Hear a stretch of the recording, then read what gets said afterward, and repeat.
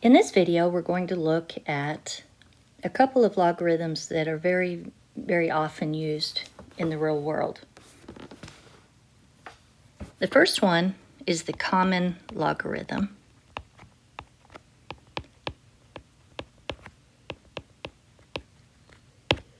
We've already looked at a few examples of logarithm base 10.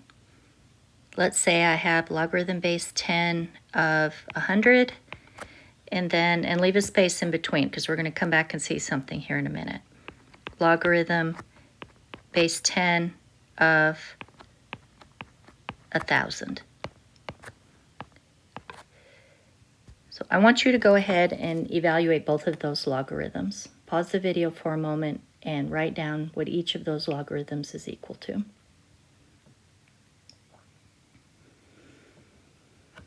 So we see the logarithm base 10 of 100 is asking what exponent would I take, what power of 10 equals 100. So 10 squared equals 100. And notice we have two zeros here. Logarithm base 10 of 1,000, 10 cubed equals 1,000. We have three zeros, that one's equal to 3.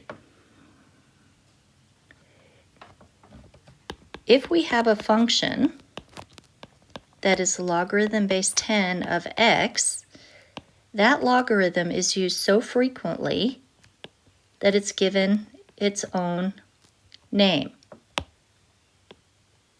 And it's called the common logarithm. So logarithm base 10 is the common logarithm. Any logarithm has to have a base. You can't have a logarithm without a base, just like you can't have an exponent without a base. So if you see a logarithm with no subscript, that's understood to be base 10. Let's look back at our example that we had up here. We see that logarithm base 10 of 100 is 2, and logarithm base 10 of 1,000 is 3. So if I write that with the common logarithm, I just don't put the subscript. That's understood to be base 10. We can come back here and say, well, what's the common logarithm? In other words, what's the logarithm base 10 of 275? So that's saying 10 to what power equals 275? It's not going to be an integer exponent, because if we square 10, we're at 100. If we cube 10, we've jumped completely over 275 and we're at 1,000. But you can use your calculator and press the key over on the left-hand side that says log, that's the common logarithm, and then enter the number 275 and hit enter. And we're going to see that that is going to be approximately equal to 2.44. And notice that that number, 2.44, falls between 2 and 3. So I want you to mentally estimate what you think the common logarithm of 5,673. I want you to guess. Pause the video, write down a number that's your guess, or at least think what numbers would it be between, what integers, and then use your calculator to evaluate.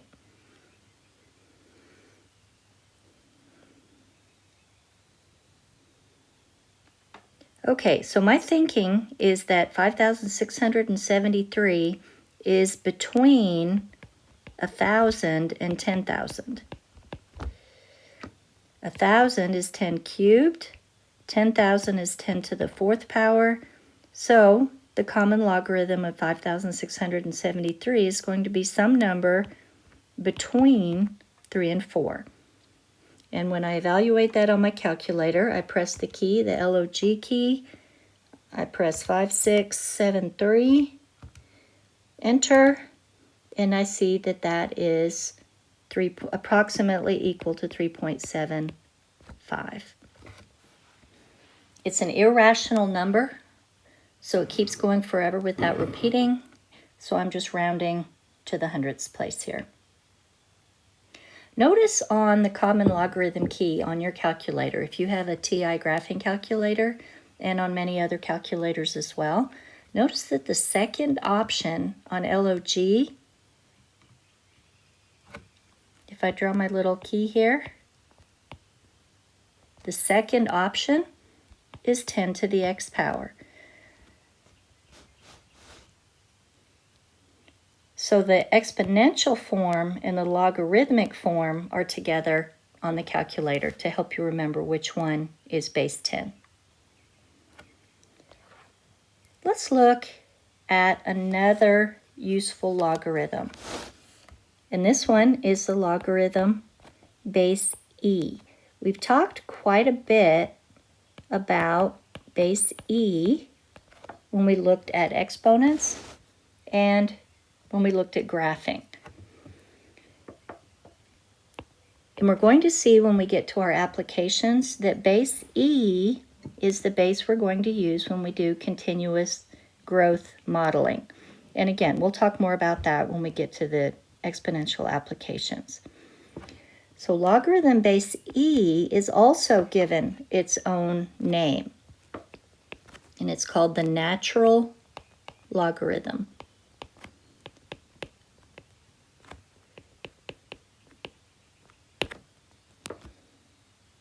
Because it models exponential growth. And in Latin, natural logarithm is backwards, so you have L and then N of x. So if I'm evaluating logarithm base E, for instance, say I have the logarithm base E of E squared. Go ahead and evaluate that.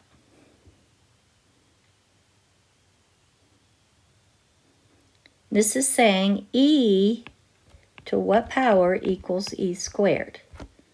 So it's equal to the exponent 2. But I would write that using ln, and we know that that means logarithm base E. So the natural logarithm of E squared is equal to 2. I want you to try these two.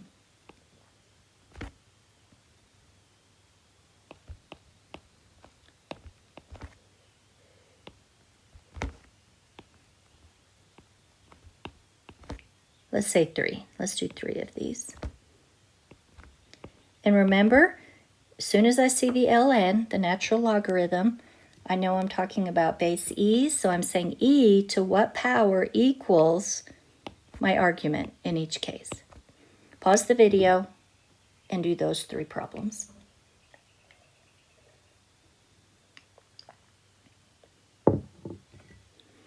All right, on this first one, natural logarithm of 1 over E, I'm saying E to what power equals 1 over E. And I know that 1 over is from a negative exponent, so it's -1. On this one, the square root of E is E to the 1/2 power. So E to what power equals E to the 1/2, which is 1/2. And on this one, E to what power equals 1. And anything to the 0 power equals 1, so this one is equal to 0. So we've seen that we can find the natural logarithm of powers of E manually using our exponent rules. If I put E on a number line here,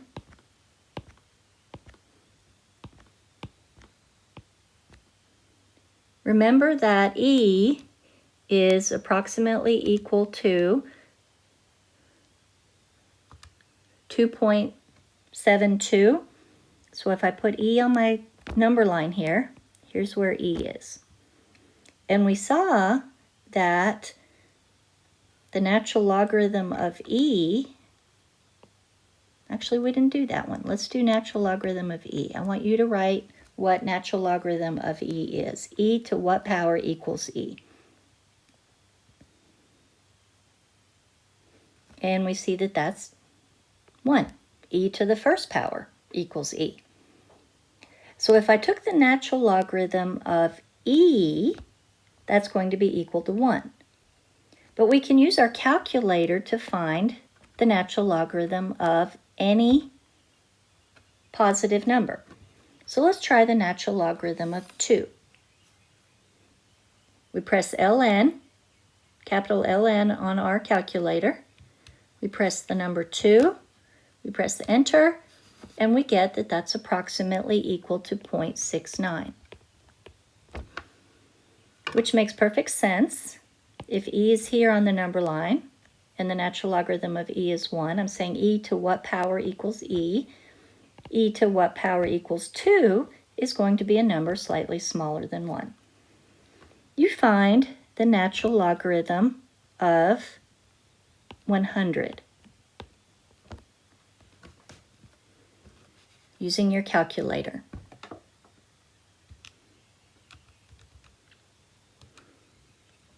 And we see that that's approximately equal to 4.61. I have 4.60517, etc. So if I round to the hundredths place, I have 4.61. I want you to be very careful here. Notice that the natural logarithm of 100 is 4.61. What is the common logarithm of 100?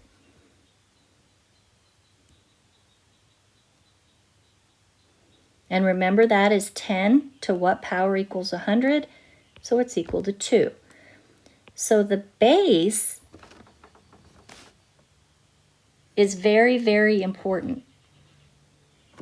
Log means base 10, Ln means base E. Well, what if we looked at a base other than Ln or 10? Suppose we have the logarithm base 5 of 100. And we want to evaluate that. That's saying 5 to what power equals 100? Well, 5 to the first power is 5. 5 squared is 25. 5 cubed is 125.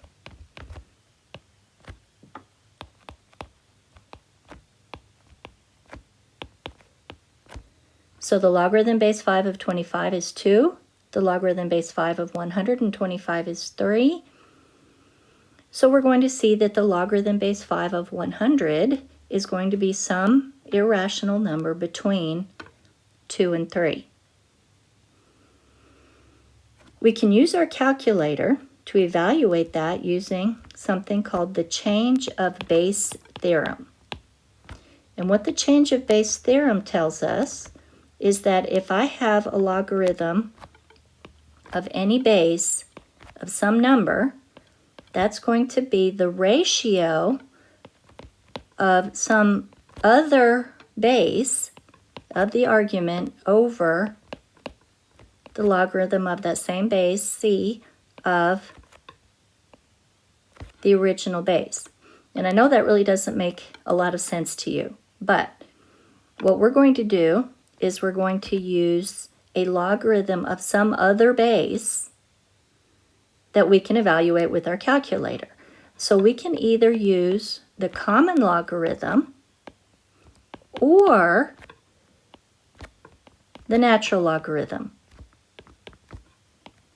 And we know that the common logarithm and the natural logarithm are very different.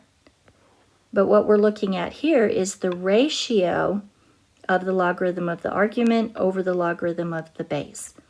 And we can use our calculator to evaluate that. So let's look back at our example of the logarithm base 5 of 100. We can use either the common logarithm or the natural logarithm. You have to choose which one you're going to use and be sure to use it for the numerator and the denominator. I'm going to go ahead and use the natural logarithm. So it would be the natural logarithm of the argument, 100, divided by the natural logarithm of the base, 5. Now, parentheses are not necessary when you put this in your calculator, but when you press the ln key, it's going to open a parenthesis, so you need to be sure to shut it, and it'll open a parenthesis here, so you need to be sure to shut it. So you're going to press ln, it'll open a parenthesis, you type 100, close parenthesis, divided by ln again, it will open a parenthesis, you type 5, close the parenthesis, and let's round this to the hundredths place. Go ahead and do that, write down your answer.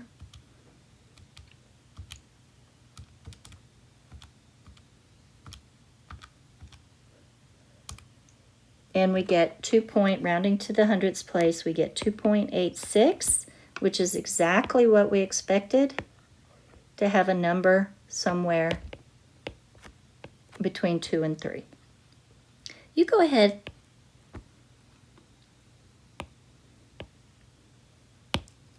and evaluate this one using the change of base theorem. The logarithm base 4 of 5,768. Rewrite it as a ratio of natural logarithms, and then use your calculator to evaluate. Let's round to the hundredths place. So pause your video, evaluate that, and then we'll check it.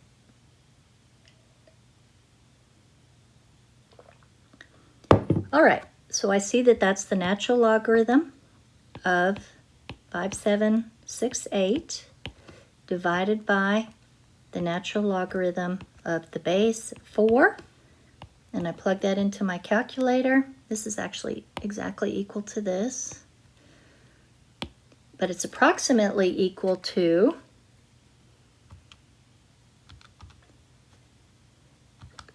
don't forget to close your parentheses before you do your division.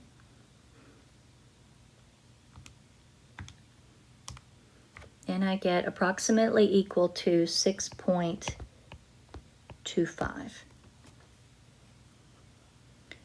How would I check that I'd entered that into my calculator correctly? Think about how you could check to see if this logarithm is equal to 6.25.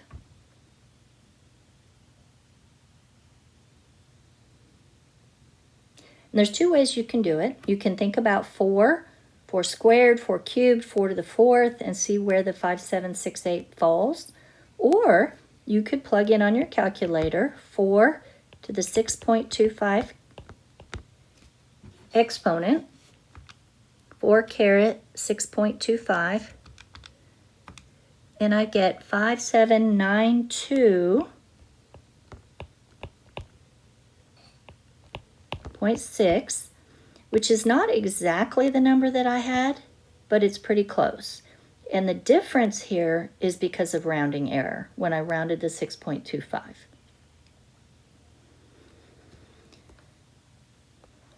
Just to recap here, the common logarithm is log with no base written. It's understood to be base 10. ln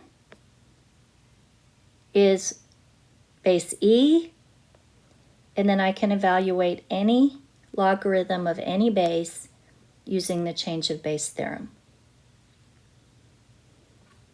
In our next video, we're going to look at graphing logarithms.